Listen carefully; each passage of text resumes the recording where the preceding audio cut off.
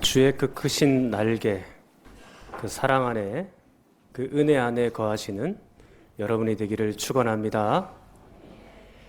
예수님께서 십자가에 달려 죽으실 때 어떤 일들이 일어났냐? 33절에 보니까 제6시가 되매 온 땅에 어둠이 임하여 제9시까지 계속하더니 3시간 동안 어둠이 임하였죠. 이 어둠은 하나님의 슬픔, 동시에 하나님의 심판을 우리에게 보여주고 있는 것입니다. 마지막 종말의 때에도 어둠이 있겠죠. 하나님의 심판이 있을 것이다 라는 겁니다. 그 마지막 어둠과 심판의 때에는 아무도 그 심판에서 벗어날 사람이 없습니다.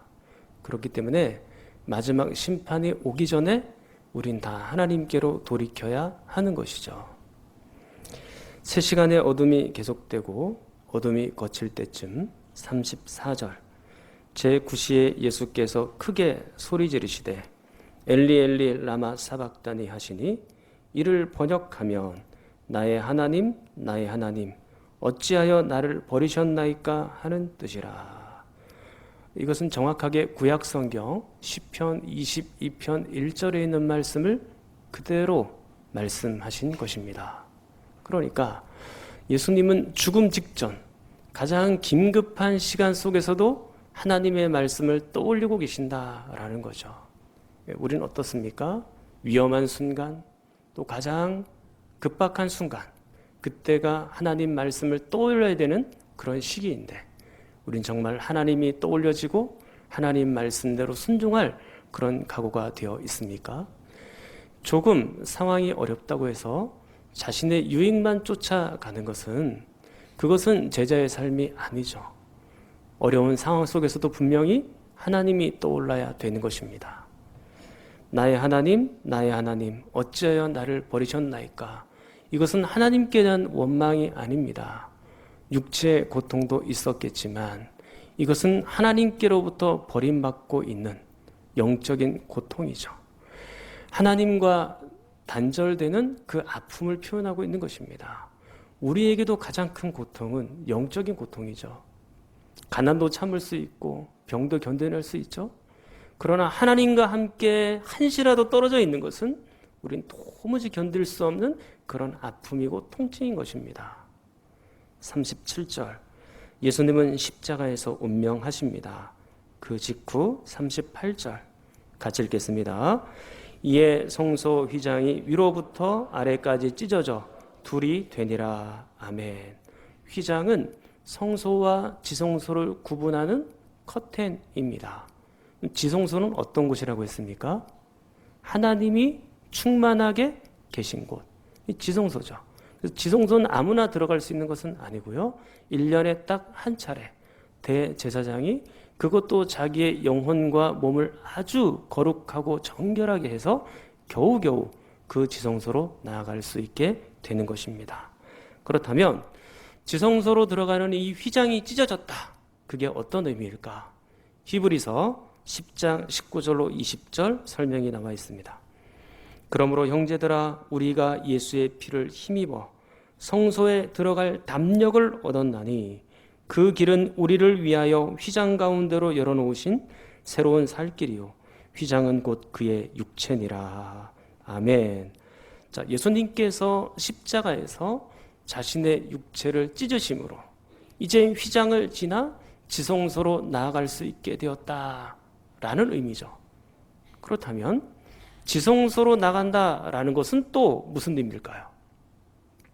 방금 설명드렸죠? 하나님께로 나아갈 수 있게 되었다라는 얘기입니다. 과거에 우리는 죄로 인하여 하나님 앞에 설 수 없었죠. 하나님은 완벽하게 거룩한 분이니까 우리의 죄를 가지고는 하나님 앞에 설 수 없는 것입니다. 그러나 예수 그리스도께서 육체를 찢으심으로 우리의 모든 죄가 다 용서받고 그리고 하나님 앞으로 나아갈 수 있는 용기와 담력이 생긴 거죠. 이게 바로 구원인 거예요. 이게 바로 하나님의 자녀가 된 것입니다. 그러면 이 모든 구원을 어떻게 누릴 수 있을까요? 그럼 믿음으로 누리는 것입니다. 예수 그리스도께서 우리를 위하여 십자가에서 죽으셨다는 것, 그리고 이 모든 계획을, 구원의 계획을 하나님께서 하셨다는 사실을 믿는 것이죠. 그걸 믿음으로 받아들일 때 우리는 하나님의 자녀가 되고 천국으로, 하나님께로 나아갈 길을 얻게 되는 것입니다. 혹여 우리 가운데 아직도 예수님을 영접하지 못한 분이 계십니까? 꼭 예수 그리스도를 믿고 하나님의 자녀 될 수 있기를 축복합니다. 이 엄청난 의미를 지니고 있는 예수님의 죽음의 현장에서 예수님의 제자들은 어디에 있습니까? 예수님의 핵심 제자 12명은 지금 어디에 있나요? 본문을 눈 씻고 찾아봐도 제자들은 보이지가 않아요. 물론 예수님이 사랑하시는 제자, 요한복음 19장 26절에 보면 그 사랑하는 제자가 있는 것으로 보이긴 합니다. 이 사람은 사도 요한으로 추정이 됩니다. 왜냐하면 요한복음 13장 23절에 보면 평상시에 예수님께서 그를 사랑하는 자라고 표현을 해놓았거든요. 이 요한은 예수님의 십자가 죽음 아래 있는 것으로 보이긴 합니다만, 그러나 적어도 이 마가복음에서는 예수님의 12명의 제자들이 눈에 보이지를 않습니다. 마가복음에서는 12명의 제자들에 대해서 긍정적이질 않아요. 많이 실망스럽죠. 그리고 오늘 이 십자가 죽음의 현장 속에서도 제자들은 보이지 않습니다. 사실 그들의 평소의 삶을 보았으면 충분히 우리가 짐작할 수 있었을 것 같아요. 그들은 평소에 예수님께서 야, 나 이제 십자가에서 달려 죽을 거야 라고 몇 번이나 몇 차례나 예언을 하고 말씀을 했음에도 불구하고 그때마다 제자들은 어떻게 했나요? 예수님, 우리가 정말로 예수님의 십자가를 질 수 있어야 될 텐데요. 정말로 그런 제자가 되면 좋겠습니다. 그렇게 말하지 않았죠. 자기들끼리 모여가지고 어떻게 했나요? 누가 높냐? 누가 크냐? 스승은 죽겠다고 하는데 자기들끼리 서로 높아지려고 다투고 있었죠. 스승과 제자의 관심이 이렇게 다른 거예요. 참으로 안타깝고 실망스러운 거죠. 평소에 이 모양이니까 예수님의 죽으심의 현장에도 제자들은 보이지 않습니다. 사랑하는 성도 여러분, 그러나 우리가 이 12명의 핵심 제자들을 욕할 수 있을까요? 사실은 그들이나 우리나 별반 큰 차이가 없다라는 점입니다. 조금만 어려움이 닥치면 우리도 예수님과 멀어질 준비를 하죠. 조금만 바쁘면 주일 성수, 예배 생활, 기도 생활 당장 무뎌지죠. 우리 앞에 사회생활 속에서 조금만 이익이 있으면 언제든지 예수님을 부인할 준비가 되어 있는 사람들이 바로 우리입니다.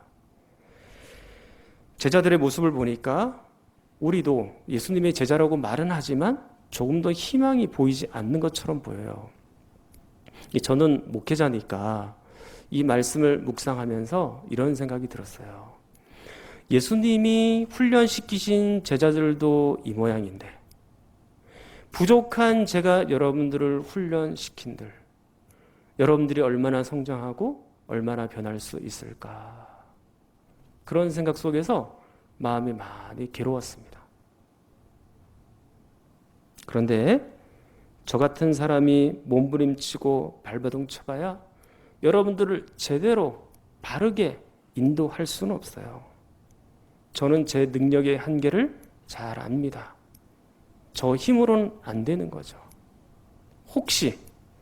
혹여나 여러분들이 조금이라도 성장하였고 조금이라도 뭔가 예수님께 가까이 갔고 조금이라도 뭔가 변화된 모습이 있다면 그것은 저의 능력이 아니라 온전히 하나님의 능력인 것이죠.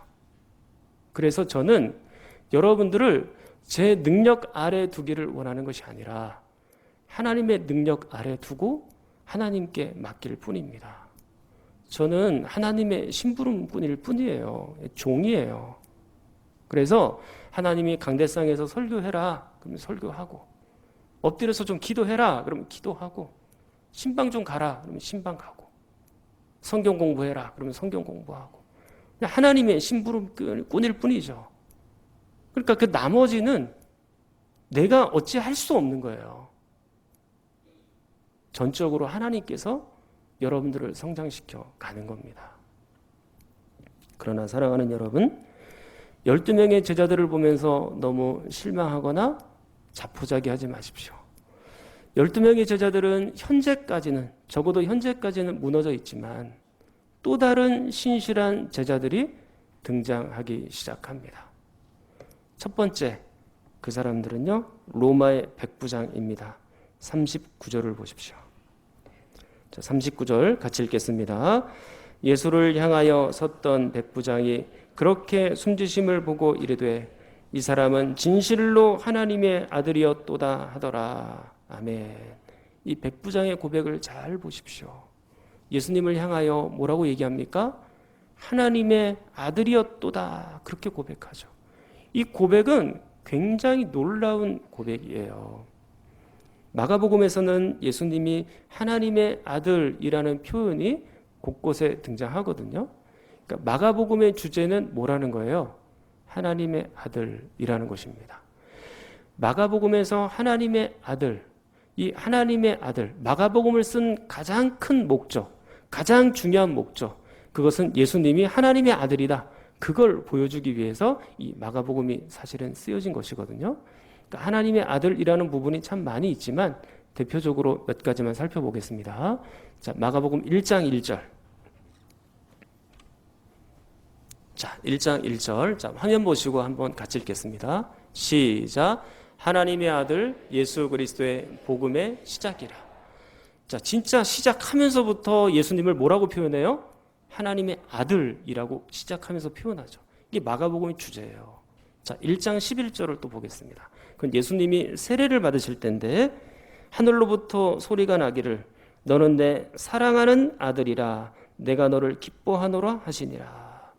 자, 하늘에서 성부 하나님이 예수님을 향해서 뭐라고 얘기했어요? 사랑하는 아들이라고 표현했잖아요. 그리고 마가복음 9장 7절. 변화산상에서 제자들과 수련을 할 때 또 하나님께서 이렇게 말씀하십니다. 같이 읽겠습니다.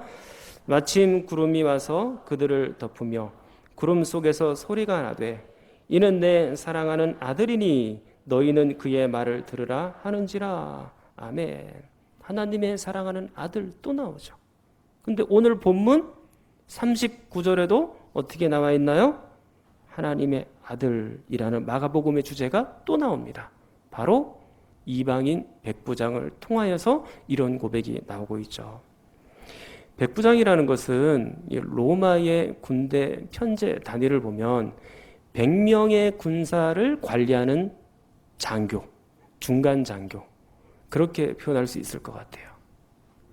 그런데 이 백부장이 세상적인 관점에서 보면 당시에는 유럽을 제패하고 있던 사람들이 로마 사람들이니까, 그리고 전쟁이 활발한 시기잖아요. 군인이 대접받던 그런 시기입니다. 권세가 좀 있었겠죠. 세상적으로 보면 괜찮은 사람이지만 사실은 신앙적으로 보면 그는 이방인일 뿐이에요. 로마 사람이니까. 그래서 선택받은 백성, 선민 이스라엘이 생각할 때 이 백부장은 어떤 사람이에요? 하나님으로부터 버림받은 사람, 그리고 지옥의 불쏘시개 정도, 하나님과 전혀 관계가 없는 그런 사람 정도로 인식이 되고 있었다라는 것입니다. 어쩌면 이방인 백부장은 멀리서나마 예수님에 관한 소식을 들었을 수는 있을 것 같아요. 그분의 교훈이나 이적이나 기적이나 이런 소식은 들었을 수 있겠죠. 그러나 그때는 예수님을 믿은 상태는 아니에요. 그런데 오늘 십자가에서 숨지시고 죽으시는 순간, 예수님이 그렇게 죽으시는 순간 그는 하나님의 아들임을 깊이 깨닫게 됩니다. 그런데 여기서 대조가 나타나는 거예요. 12명의 제자들과 그리고 대제사장이나 유대 무리들과 백부장과 서로 대조가 되는 것입니다. 사실 유대 무리들이나 대제사장은 구약 성경에서부터 메시아가 온다, 그리스도가 온다 엄청 예언을 해놨죠. 가장 잘 알아야 되는 사람들은 누구예요? 예수님이 하나님의 아들이심을 가장 잘 알아야 되는 사람 누구예요? 유대인들이나 사실은 대제사장이나 서기관들이나 장로들이나 이런 사람들이었어야 돼요. 근데 12명의 제자들도 예수님을 하나님의 아들이라고 믿은 것처럼 보이기는 하지만 지금 이 현장에는 없어요. 그런데 이방인 백부장이 지금 어떻게 고백하고 있는 거예요? 아, 이 예수님은 하나님의 아들이구나 라고 믿고 영접해 놓고 있는 것이죠. 대조입니다. 사실 이 하나님의 아들이라는 고백은 사실 예수님의 양쪽에 십자가에 못 박혀 죽으면서 12명의 제자들이 했어야 될 고백이죠. 지금에서 대조가 나타나고 예수님께서 십자가에서 죽으신 이후에 이 백부장이 첫 열매로 등극하는 그런 모습을 볼 수 있는 겁니다. 신실한 제자이죠. 두 번째, 신실한 제자는 여인들입니다. 자, 40절, 41절입니다. 같이 한번 읽겠습니다. 멀리서 바라보는 여자들도 있었는데 그 중에 막달라 마리아와 또 작은 야고보와 요새의 어머니 마리아와 또 살로메가 있었으니 이들은 예수께서 갈릴리에 계실 때 따르며 섬기던 자들이요 또 이 외에 예수와 함께 예루살렘에 올라온 여자들도 많이 있었더라. 이 여자들은 신실한 예수님의 제자들입니다. 몇몇 여자들의 이름이 나타나 있죠. 그 여자들의 이름을 한번 볼게요. 처음엔 누굽니까? 막달라 마리아죠. 누가복음 8장 2절 하반절에 소개하기를 이렇게 되어 있습니다. 곧 7 귀신이 나간 자 막달라인이라 하는 마리아라고 되어 있죠. 이 마리아는 처음에 굉장히 악한 귀신이 7이나 들어있었는데 예수님께서 치유해 주심으로 그때부터 예수님을 섬기고 따랐다가 오늘 십자가 죽음의 현장에도 같이 함께 있는 거죠. 자, 그리고 또 다른 마리아가 나옵니다. 작은 야고보와 요새의 어머니 마리아가 나오죠. 이 마리아가 누군지는 정확하게 알 수는 없습니다만 혹시 마태복음 10장 3절 예수님의 12 제자 이름이 쫙 나오는데요. 거기에 보면 알페오의 아들 야고보와 다데오가 있습니다. 그의 부인이 아닐까? 그러니까 알페오의 부인이 아닐까? 그렇게 주장하는 학자들이 있습니다. 자, 그리고 살로메라는 사람이 나오는데 이 살로메는 예수님의 이모이죠. 다시 마태복음 10장 2절로 가면 12명의 제자들이 나오잖아요. 거기에 보면 세베대 아들 누가 나옵니까? 야고보하고 요한이 나오죠. 근데 이 세베대의 부인이 바로 이 살로메입니다. 그러니까 이제 족보를 한번 계산을 해볼게요. 예수님과 이 살로메 아들들 야고보하고 요한은 어떤 관계예요? 이종 사촌이죠. 예, 친척으로 보면 육신적으로 보면 그렇다라는 얘기입니다.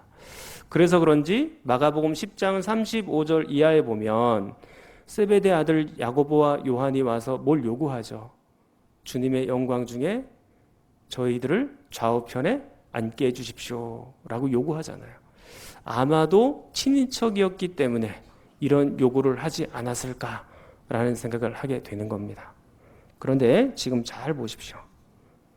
제자들은 자신의 아들들은 다 도망가 버리고 누구만 남아있어요? 어머니들만 남아있죠. 연약한 어머니들만 남아서 예수님의 십자가 죽음을 지켜보고 있는 중입니다. 그리고 47절 막달라 마리아와 요새 어머니 마리아가 예수 둔 곳을 보더라. 예수님의 시체가 이제 장사되고 무덤에 들어가게 되었을 때 그 위치와 장소를 확인한 사람들이 누구예요? 40절에 있는 그 여인들이죠. 그리고 16장 1절 2절을 보십시오.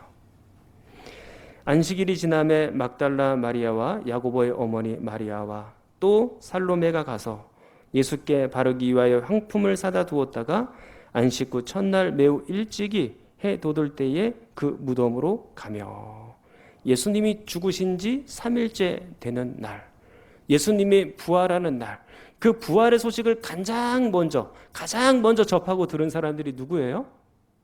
방금 40절에 보셨던 그 여인들입니다. 그러니까 이 여인들은 평소에도 예수님을 잘 섬겼고 십자가 아래도 함께 있고 무덤 속에서도 함께 발견이 되고 또 예수님의 부활의 현장 속에서도 이 여인들이 함께 있다라는 점입니다. 저는 여기서 이 여인들의 이름을 굳이 밝히고 있는 이유, 저자의 의도가 있다고 생각합니다. 그 중에 하나는 대조입니다. 12명의 제자들의 이름은 지금 하나도 보이지 않죠. 그러나 여인들의 이름은 하나하나 비교적 밝혀놓고 있습니다. 이 충격적인 죽음의 현장에 있어야 될 12명의 제자들은 온데간데 없는데 지금 여자들만 남아있는 거죠. 평상시에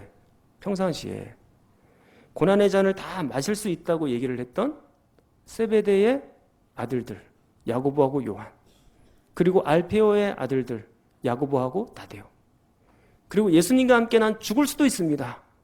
그렇게 말했던 베드로, 나머지 12명의 제자 아무도 보이지 않습니다.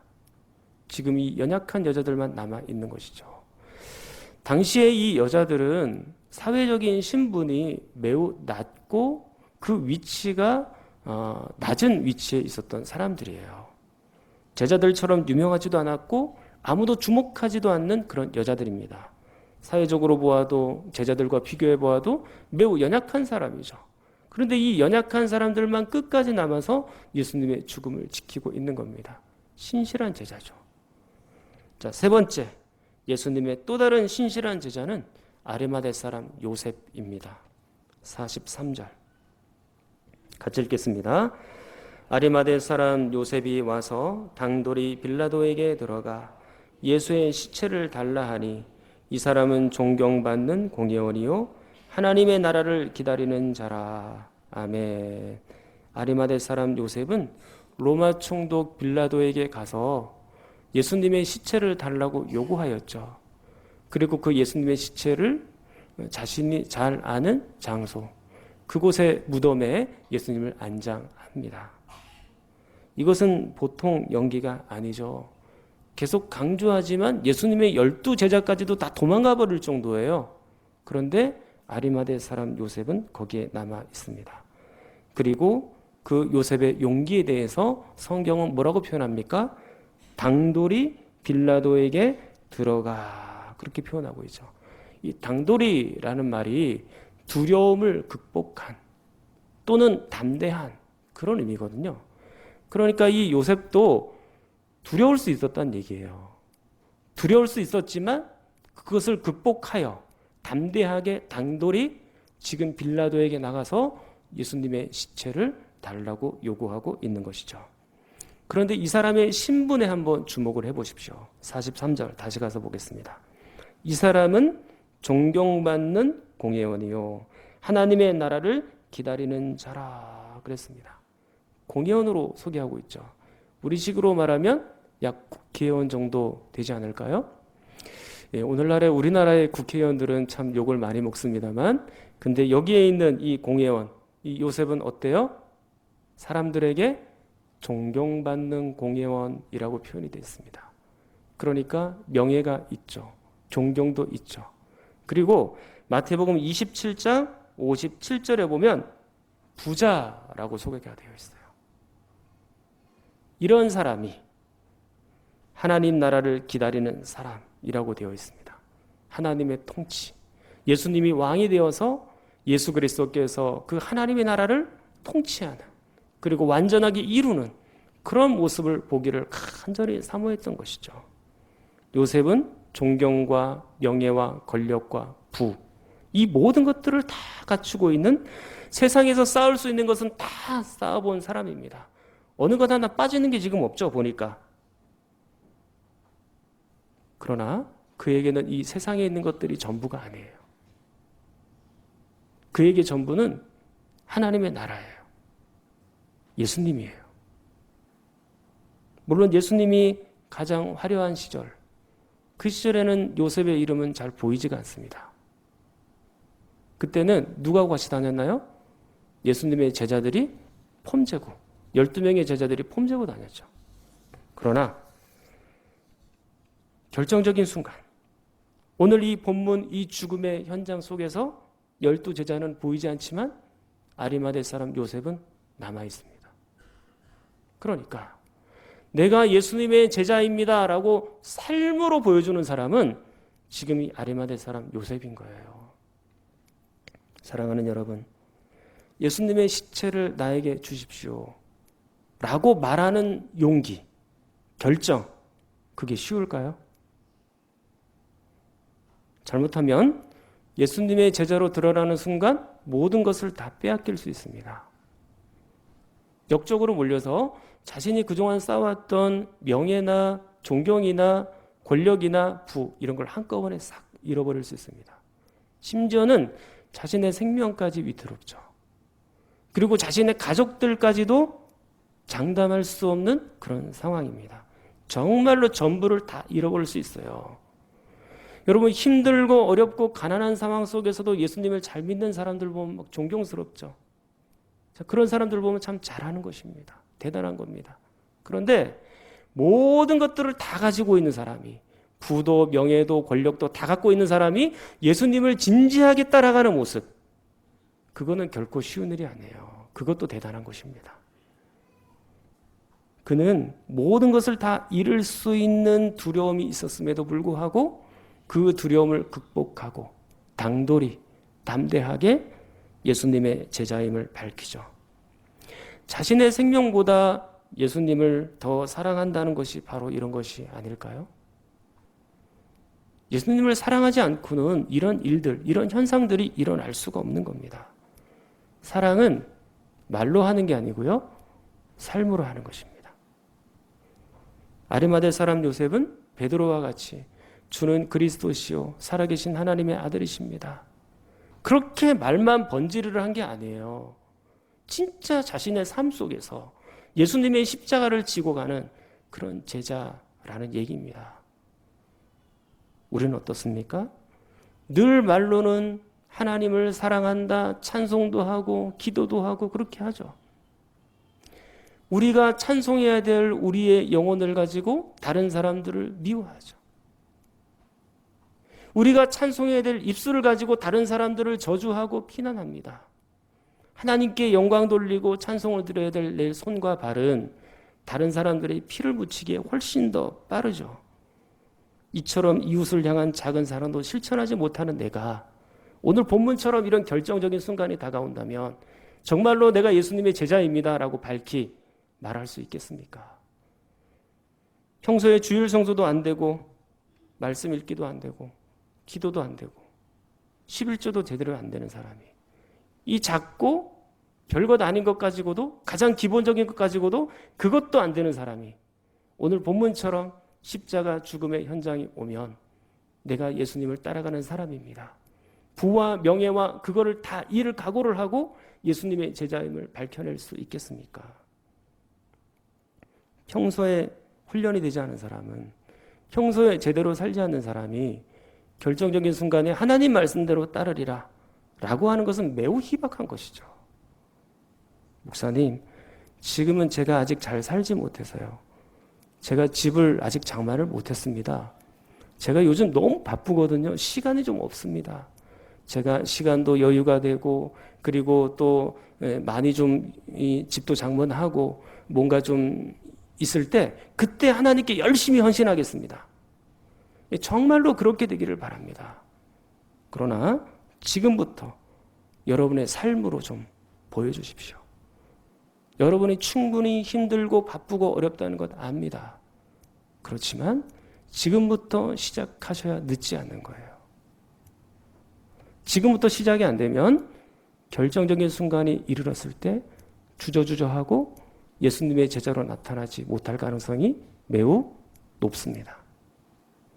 저는 여러분의 신앙적인 삶을 보여줄 시기가 바로 지금이라고 생각합니다. 이제 말씀을 맺겠습니다. 예수님이 십자가에 못 박히는 순간 기존의 12명의 제자들은 어디로 갔는지 보이지가 않습니다. 그러나 이와는 대조적으로 새로운 신실한 제자들이 부각되고 있죠. 이방인 백부장, 연약했던 여인들, 그와는 반대로 세상적인 모든 것들을 다 갖고 있었던 아리마대 사람 요셉. 그 사람들은 정말로 신실하게 예수 그리스도를 쫓아가려고 했죠. 사랑하는 성도 여러분, 우리 교회도 이런 또 다른 신실한 제자들이 많이 일어날 수 있기를 축원합니다. 그동안 만수중앙교회는 47년 동안에 참 많은 신실한 제자들이 일어났어요. 그래서 교회를 일구어왔고 또 이만큼 하나님의 은혜로 성장하게 된 겁니다. 그런데 이런 신실한 제자들, 기존의 신실한 제자들 외에 또 다른 신실한 제자들이 우리 가운데 많이 일어나야 된다라는 겁니다. 그냥 말로만 때우는 제자가 아니라 거룩한 삶으로 증명해내는 그 제자들이 자꾸 나와야 되는 거죠.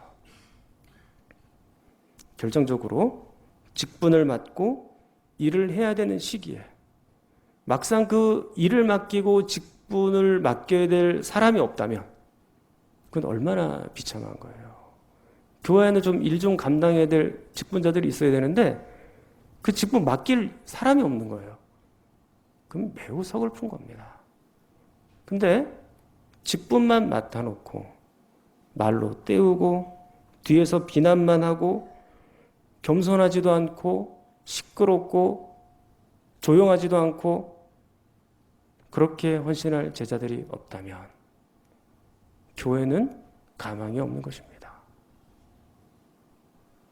오늘 이 12명의 제자들과 오늘 이 12명의 제자들과 다른 점이 뭐가 있나요? 그러면 사랑하는 성도 여러분, 누가 그 신실한 제자가 되시겠습니까? 누가 그 신실한 제자가 되시겠습니까? 여러분들 한 명 한 명이 하나님 앞에 거룩한 제자로 서서 하나님께서 쓰시겠다고 할 때 아멘, 제가 여기 있습니다. 나를 사용해 주시옵소서. 내가 거룩한 제자, 거룩한 삶을 살아내는 그런 제자가 되겠습니다. 그렇게 고백하고 나서는 여러분이 되기를 축원합니다. 통성으로 기도하겠습니다. 하나님 아버지, 우리를 신실한 제자로 만들어 주시옵소서. 한 사람 한 사람 신실한 제자가 되게 하여 주옵소서. 이방인 백부장처럼, 연약한 여인들처럼, 참 많이 가졌지만 모든 것을 잃을 각오까지 한 요셉처럼 진실한 제자의 길을 걷기를 원합니다. 결정적인 순간 하나님 나를 사용하 주옵소서. 그렇게 고백하는 제자들이 우리 교회에 많아지게 하여 주옵소서. 환우들을 위해서도 나라와 민족을 위해서도 함께 기도합니다.